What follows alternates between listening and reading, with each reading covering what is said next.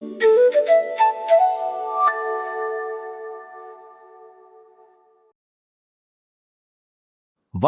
இன்னைக்கு நாம பார்க்க போறது கோழி வளர்ப்பு தொழில் பத்தி. ஒரு சின்ன பண்ணை எப்படி லாபம் பாக்குதுங்கிறதுல ஆரம்பிச்சு பல லட்சம் கோடி ரூபாய் மதிப்புள்ள இந்தியாவோட ஒட்டுமொத்த கோழி வளர்ப்பு துறை வரைக்கும் எல்லாத்தையும் ஆழமா அலச போறோம்.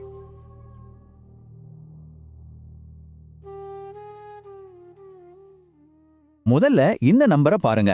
48,000 ரூபாய். இது வெறும் ஒரு நம்பர் மாதிரி தெரியலாம், ஆனா இது ஒரு சின்ன கோழி பண்ணை மூலமா சம்பாதிக்க முடிஞ்ச ஒரு உண்மையான லாபம்.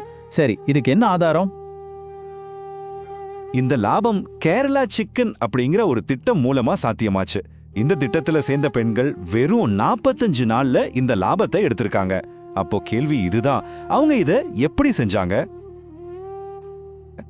வாங்க, அந்த 48,000 ரூபாய் லாபத்துக்கு பின்னாடி இருக்கிற கணக்க பிரிச்சு மேலாம். எவ்வளவு முதலீடு செஞ்சாங்க, என்னென்ன செலவாச்சு, கடைசி அந்த லாபம் எப்படி வந்தது, வாங்க பார்க்கலாம். இதுதான் அந்த சிம்பிளான பிசினஸ் மாடல். 1000 கோழி குஞ்சுகளோட ஆரம்பிக்கிறாங்க. தீவனம், கரண்ட் பில்லுன்னு எல்லா செலவும் சேர்த்து 1,40,000 ரூபாய் ஆகுது. சரியா 45 நாள் கழிச்சு கோழிகளை விற்கும் போது 1,88,000 ரூபாய் வருமானம் வருது. செலவெல்லாம் போக கையில நிக்கிறது கரெக்டா 48,000 ரூபாய். ரொம்ப நேரடியான கணக்கு இல்லையா?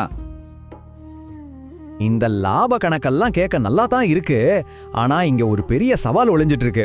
இந்த லாபத்தையே முழுசா காலி பண்ணக்கூடிய ஒரு மிகப்பெரிய செலவு இருக்கு. அது என்ன தெரியுமா? கோழி தீவனம் தான். நீங்களே யோசிச்சு பாருங்க, ஒரு தொழில் முனைவோருக்கும் அவங்க லாபத்துக்கும் நடுவுல நிக்கிற அந்த ஒரு பெரிய செலவு என்னவா இருக்கும்? இதுதான் இந்த கதையோட முக்கியமான வில்லன். மொத்த உற்பத்தி செலவுல 70% கோழி தீவனத்துக்காக மட்டுமே போகுது. இது எவ்வளவு பெரிய பங்குன்னு யோசிச்சு பாருங்க. இந்த தீவன செலவை சமாளிக்க 2 வழி இருக்கு. ஒன்னு, கடையில ரெடிமேடா விக்கிற தீவனம். இது ஈஸி தான், ஆனா விலை ரொம்ப அதிகம். சில சமயம் தரமும் ஏறி இறங்கும். இன்னொரு வழி, நம்மளே தீவனம் தயாரிக்கிறது. இப்படி செய்யும்போது செலவை 30% 50% வரைக்கும் குறைக்கலாம். தரமும் நம்ம கண்ட்ரோல்ல இருக்கும். லாபத்தை அதிகப்படுத்த இது ஒரு சூப்பரான வழி. சரி, நம்மளே தீவனம் தயாரிக்கிறதுனா அது என்ன பெரிய ராக்கெட் சயின்ஸா? நிச்சயமா இல்ல. அதுக்கு ஒரு ஃபார்முலா இருக்கு. அதை சரியா புரிஞ்சுக்கிட்டா போதும். விஷயம் ரொம்ப சிம்பிள். அந்த ஃபார்முலாவை தான் இப்ப நாம பார்க்க போறோம். தீவனம் தயாரிக்க நாம தெரிஞ்சிக்க வேண்டிய முக்கியமான ஒரு விஷயம் டிசிபி, அதாவது செரிக்கக்கூடிய புரதம். நமக்கு எப்படி சின்ன வயசுல ஒரு சாப்பாடு, வளர்ந்தப்புறம் வேற ஒரு சாப்பாடு தேவையோ, அதே மாதிரி தான் கோழிகளுக்கும். கோழி குஞ்சுகளுக்கு ஒரு அளவு புரதம் தேவைப்படும், முட்டையிடுற கோழிக்கு வேற அளவு தேவைப்படும். இந்த அளவை கரெக்டா கலந்து கொடுக்கறது தான் தீவனம் தயாரிக்கிறதோட ரகசியமே. நல்ல தீவன கலவைக்கு 3 விஷயம்தான் அடிப்படை. லோக்கல் கிராப்ஸ், மக்காச்சோளம் மாதிரி, micro nutrients, amino acids, vitamins, ஒரு கிளீன் ட்ரை ஃப்ளோர். நீங்க உங்க ஃபீடை நீங்களே கண்ட்ரோல் பண்ண ஆரம்பிச்சீங்கன்னா கம்பெனி ட்ரிக்ஸ் உங்களுக்கு வேலை செய்யாது. உங்க ப்ராஃபிட்டை நீங்களே லாக் பண்ணிக்கலாம். இப்போ மெயின் பாயிண்ட், போல்ட்ரி ஃபார்மிங்ல எல்லாமே ரிவால்வ் ஆகிறது டைஜஸ்டபிள் க்ரூட் புரோட்டீன், டிசிபி. அதாவது கோழி உண்மையிலேயே அப்சார்ப் பண்ற புரோட்டீன். எக் போடும் ஹென்ஸுக்கு சாதாரண ஃபீட் போதாது.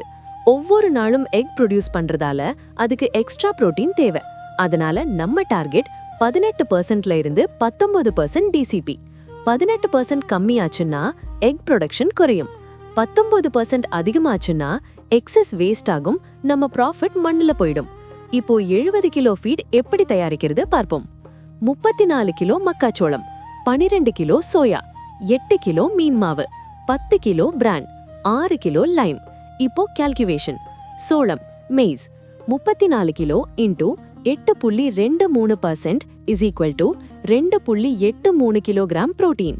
Soya 12 kilo into 45% is equal to 5.4 kilogram protein.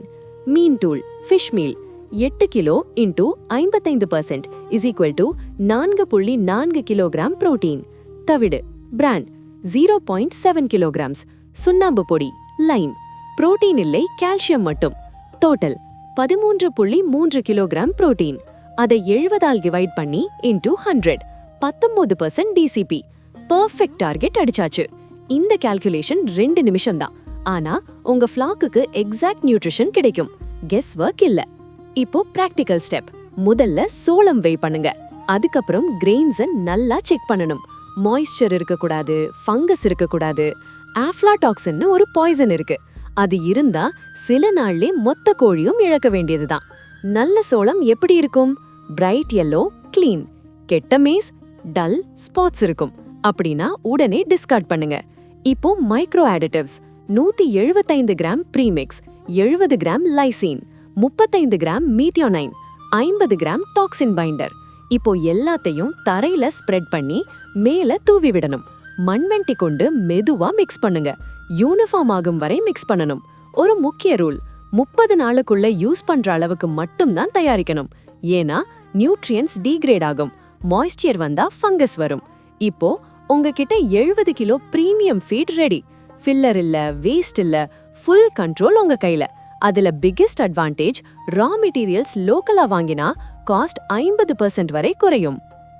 தீவனத்தை பத்தி பார்த்தாச்சு. இது பாதி கிணறு தாண்டின மாதிரி தான். செலவு குறைக்கிறது லாபத்தை அதிகப்படுத்த ஒரு வழி. சரி, இன்னொரு வழி என்ன? புதுசா வருமானம் உருவாக்குறது. ஆச்சரியமான விஷயம் என்னன்னா, அந்த வருமானத்துக்கான வழி வேற எங்கேயும் இல்ல, நம்ம கோழி பண்ணையோட கழிவுகள்லயே மறைஞ்சிருக்கு. இத ஒரு ஹைடெக் கம்போஸ்டிங்னு சொல்லலாம். சாதாரண கோழி எச்சத்தை எடுத்து அறிவியல் முறையில பதப்படுத்தி விவசாயத்தோட கருப்பு தங்கம்னு சொல்ற அளவுக்கு ஒரு மதிப்புமிக்க இயற்கை உரமா மாத்துற வித்தை தான் இது. இது ஏதோ சாதாரணமா குப்பையை கொட்டி வைக்கிற மாதிரி இல்ல. இது ஒரு பக்காவான அறிவியல் முறை. முதல்ல எச்சத்தை சேகரிக்கும் போதே இயற்கையாவே சூடு 75 டிகிரி செல்சியஸ் வரைக்கும் போகும். இதுல கெட்ட கிருமிங்களாம் காலி. அப்புறம் நம்ம நண்பர்கள் மாதிரி இருக்கிற நல்ல நுண்ணுயிர்களை உள்ள சேர்த்து ஒரு 40 நாள் கரெக்டான காத்து, ஈரப்பதம், வெப்பநிலையில பதப்படுத்துறோம். கடைசியா நமக்கு கிடைக்கிறது எந்த விதமான நச்சும் இல்லாத செடிகளுக்கு சத்து கொடுக்கிற ஒரு சூப்பரான உரம். சரி, இந்த உரத்தால என்ன பிரயோஜனம்? முதல்ல உங்க மண்ணோட தரம் சூப்பராயிடும். தண்ணிய நல்லா பிடிச்சு வச்சுக்கும். முக்கியமா நீங்க ரசாயன உரத்துக்காக செலவு பண்ற பணம் அப்படியே மிச்சமாக்கும். இது உங்க மண்ணுக்கும் நல்லது, உங்க பணப்பைக்கும் ரொம்ப ரொம்ப நல்லது. இது வரைக்கும் நம்ம ஒரு பண்ணையோட கணக்க பார்த்துட்டு இருந்தோம்.